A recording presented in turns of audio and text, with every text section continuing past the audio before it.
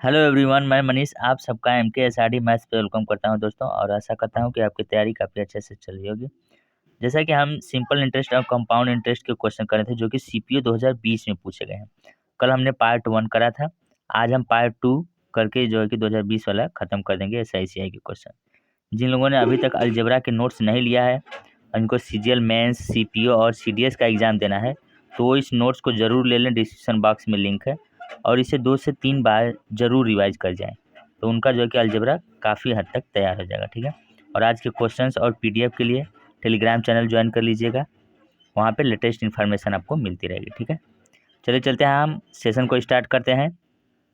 देखिए पहले क्वेश्चन में क्या कर रहा है, जब ब्याज की गणना वार्षिक चक्रवृद्धि आधार पर होती है तो एक निश्चित राशि वार्षिक दर पर 4 वर्ष में देखिए 7562 और 5 वर्ष में 8469.44 हो जाती है। यदि समान ब्याज दर पर 10,000 की राशि ऋण 2 वर्षों के लिए लिया जाता है तो चक्रवृद्धि ब्याज की गणना करें। ठीक है। देखिए जिनको क्वेश्चन इंग्लिश में पढ़ने हैं, मैं टेलीग्राम पे इसका सारे क्वेश्चंस का इंग्लिश में वहाँ पे सेंड कर दिया हूँ। ठीक है। तो आप वहाँ से इंग्लिश वर्जन भी देख सकते हैं और यहाँ पे सोल्यूशन क्या है। 4 वर्ष में देखिए, 4 वर्ष में 7562 और 5 वर्ष में, ये 4 वर्ष है यानी कि 1 ईयर्स यहाँ पे ले रहा है। कितना हो रहा है, 8469 और 0.44। तो हमने यहाँ पे सबसे पहले रेट के लिए बताया था, पहले घटा के देख लीजिए कितना बचा था। अगर हम 7562 घटा के देख लें तो ये बचे था 7.44 और यहाँ पे है 0 और 14 से 5 907.44 यहाँ पे बचा था। ठीक है। तो ये देखिए रेट कितना आया था, 907 अपन में 7562 करे थे तो हम 12% का रेट निकाले थे। ठीक है।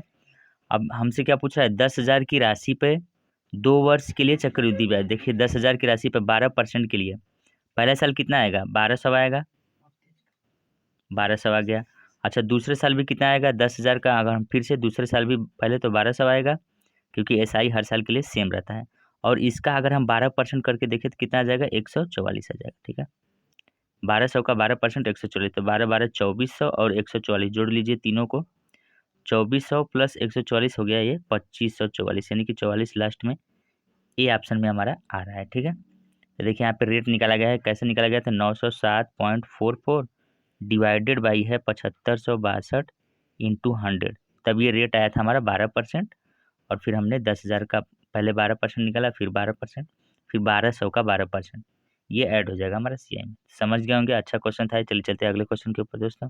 देखिए यहाँ पे दूसरे क्वेश्चन में क्या करा है, किसी धनराशि पर 10% की वार्षिक दर से 2 वर्ष का साधारण ब्याज 81 ब्याज की गणना वार्षिक आधार पर करते हुए समान राशि पर समान अवधि के लिए 15% की दर से CI हमें निकालना है। देखिए यहाँ पे क्वेश्चन में ही क्या करा है, 10% की दर से 2 वर्ष का साधारण ब्याज, 2 वर्ष का साधारण ब्याज कितना हो जाएगा, 20%, 20% की वैल्यू 8100। कल भी ऐसा सवाल एक आया था, तो यहाँ पे हम चाहें तो 20% की वैल्यू 8100, हमें 15% की दर से निकालना है। देखिए 2 साल के लिए इफेक्टिव रेट कितना हो जाएगा, 15 plus 15 plus 15 into 15 divide by 100, यानी 15 15 30 और ये 225, यानी 2.25 100 से डिवाइड होगा तो कितना हो जाएगा, 32.25% की हमें वैल्यू निकालनी है। तो यहाँ पे देख लीजिए 32.25% की वैल्यू के लिए हम क्या करेंगे, 8100 में पहले तो 20 से मल्टीप्लाई होगा और डिवाइड होगा इंटू 32.25।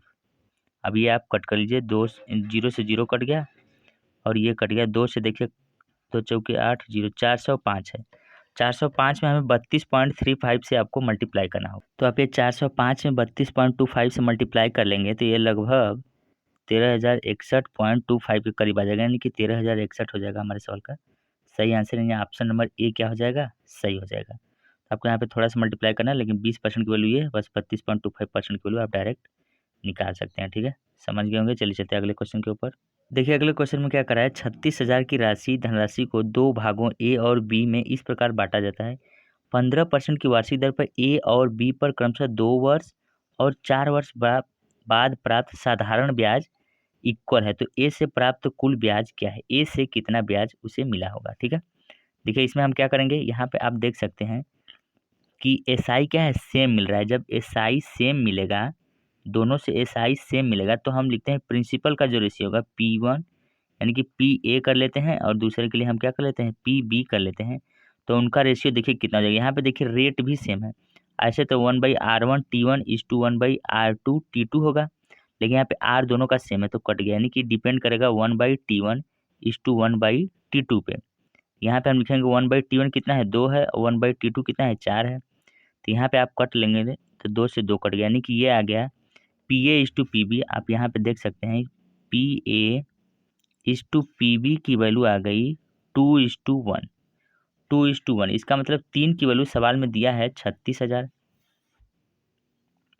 3 की वैल्यू अगर 36,000 है तो 2 की वैल्यू हमें चाहिए पहले, क्योंकि हमें ए से निकालना है कुल साधारण ब्याज। तो 2 की वैल्यू कितना हो जाएगी, एक की वैल्यू हो गई 12,000 तो 2 की वैल्यू होगी 24,000। तो 24,000 का हमें देखिए क्या निकालना है, 15% की दर से 2 साल का SI निकालना है, डिवाइडेड बाई 100 कर लीजिए। अब ये मल्टीप्लाई कर लिए, जो आएगा वही सवाल का आंसर। 2 जीरो ये यहाँ से कैंसिल हो गया, तो ये 15 दूनी के 30 और 24 यहाँ 72 से, यानी कि ए ऑप्शन हमारा क्या हो जाएगा, सही हो जाएगा।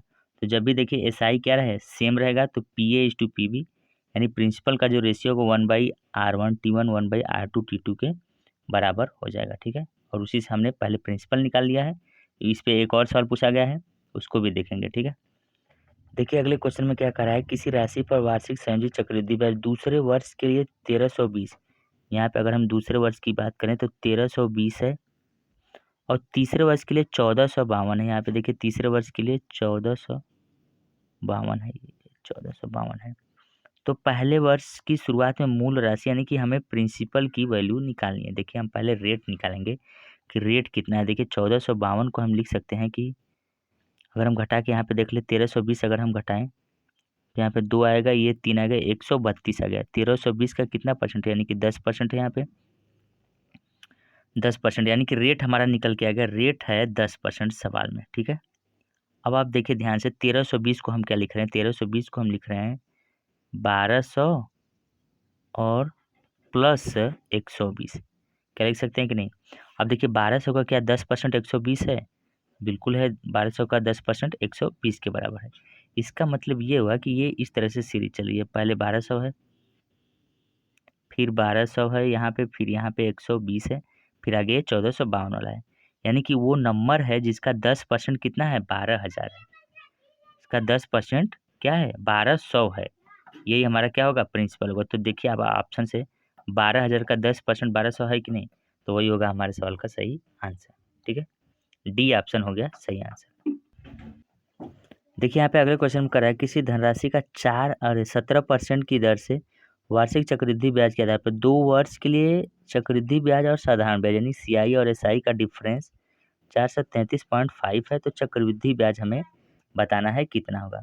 देखिए कल हमने बताया था कि रेट का रेट परसेंट 2 साल का डिफरेंस बताता है। ठीक है, रेट का रेट परसेंट, ठीक है, यानी कि 17 है यहाँ पे, 17 का 17%, 17% का 17% इक्वल टू किसके बराबर हो जाएगा, 433.5 के बराबर हो जाएगा। ठीक है, 433.5 के बराबर, 17 17 289 आप कट कर लेंगे तो ये आएगा 15, 1.5 आ जाएगा। ठीक है, और यहाँ पे 100 इसका और 100 इसका, यानी यहाँ पे 100 कर लेते हैं और यहाँ पे हम 100 कर लेते हैं, तो ये आ जाएगा हमारा प्रिंसिपल निकल के, और ये टोटल हो जाएगा 15,000।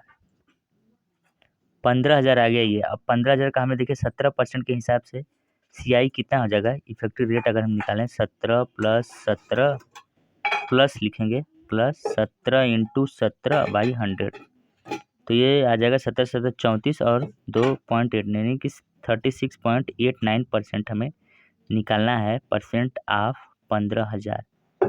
ठीक है, यहाँ पे 2 जीरो कैंसिल हो जाएगा, आप मल्टीप्लाई कर लेंगे तो 5533.5 आ जाएगा हमारे सवाल का सही आंसर, यानी ऑप्शन नंबर C क्या हो जाएगा, सही हो जाएगा। जब भी 2 साल का हमें डिफरेंस निकालना रहेगा तो R का हम R% निकाल देंगे, यानी कि 17 का 17% इतने के बराबर है, तो 36.89% ऑफ 15,000 वही हो जाएगा हमारे सवाल का सही आंसर। ठीक है, समझ गए होंगे, अच्छा क्वेश्चन था ये। चलिए चलते हैं अगले क्वेश्चन के ऊपर। देखिए अगले क्वेश्चन क्या करें, 27,000 की राशि 2 भाग A और B में इस प्रकार विभाजित किया जाता है, 15% की वार्षिक दर पर A और B क्रमशः 2 वर्ष और 4 वर्ष बाद साधारण ब्याज बराबर है, तो A और B दोनों से प्राप्त कुल ब्याज कितना है। अभी पीछे भी हमने क्वेश्चन बताया था कि जब भी साधारण ब्याज बराबर होगा तो PA इज टू PB बराबर कितना हो जाएगा, 1/T1 इज टू 1/T2, यहाँ पे R1 R2 भी होता है, लेकिन देखिए रेट 15% दोनों में सेम है, तो इसलिए T1/T2। तो 1 बाई हम कितना लिखेंगे, 2 लिखेंगे, 1/4 लिखेंगे, और ये आ गया 2:1। 2:1 से मतलब ये हो गया कि 3 की वैल्यू सवाल में दिया है 27,000। तो आप किसी एक की वैल्यू निकाल लीजिए। अगर हम 2 की वैल्यू निकालना चाहिए, देखिए 2 की वैल्यू कितनी हो जाएगी तब, 3 की वैल्यू अगर 27, 1 की 9 हो जाए, 2 की वैल्यू आ गई 18,000। और 18,000 का ही आप अगर 15% के हिसाब से 2 साल का SI निकाल लें तो वो भी बराबर होगा, फिर 0 हो गया, तो 15 दूनी के 30, 5400 आ गया। ये 5400 आ गया, लेकिन ए और बी दोनों से प्राप्त कुल ब्याज पूछ रहा है, तो 5400 हो गया, और 2 से मल्टीप्लाई अगर हम कर लेंगे तो 10,800 आ जाएगा, और यही है सवाल का सही आंसर। ठीक है, एक से अगर हम निकाल के देख लें तो 5400 आ गया, तो दूसरे वाले का भी 5400 ही होगा, क्योंकि दोनों का साधारण ब्याज बराबर है। चलिए 10,800 रुपया हमारे सवाल का सही आंसर निकल के आ गया। ठीक है, समझ गए होंगे। चलिए चलते हैं अगले स्लाइड के ऊपर। ठीक है फ्रेंड्स, तो आज के सेशन में हम इतना ही करेंगे, और ये आज CPO 2020 से जितने भी SI और CI के टोटल 12 क्वेश्चन आए हुए थे, तो हमने पार्ट 1 पार्ट 2 करके ख़त्म कर दिया। ठीक है, कल हम देखेंगे तो CPO 2018 के SI CI के क्वेश्चन करा सकते हैं, और जो लोग भी CGL की तैयारी करें और CPO CDS की, वो अलजेब्रा का नोट्स ले लें। नोट्स लेने के लिए आपको markcast.com डिस्क्रिप्शन बॉक्स में लिंक होगा, इस पर आपको जाके रजिस्ट्रेशन करके लेंगे तो फ़ी क्या हो जाएगी, हाफ हो जाएगी। तो आप आसानी से इसे लेके 2 से 3 बार ज़रूर रिवाइज कर जाएं पूरी तरह से। और PDF और क्वेश्चंस के लिए आप टेलीग्राम चैनल होगा डिस्क्रिप्शन बॉक्स में, उसे ज़रूर ज्वाइन कर लीजिए, क्योंकि आज के क्वेश्चन सारे इंग्लिश वर्जन में वहीं पे मिलेंगे। ठीक है, और आज का सेशन अच्छा लगा हो दोस्तों तो इसे ज़्यादा से ज़्यादा लाइक एंड शेयर करिए, और मेरे चैनल MKSRD मैथ्स को ज़्यादा से ज़्यादा सब्सक्राइब करिए। Thank you so much guys, घर में रहिए और सेफ रहिए। Thank you so much, bye bye.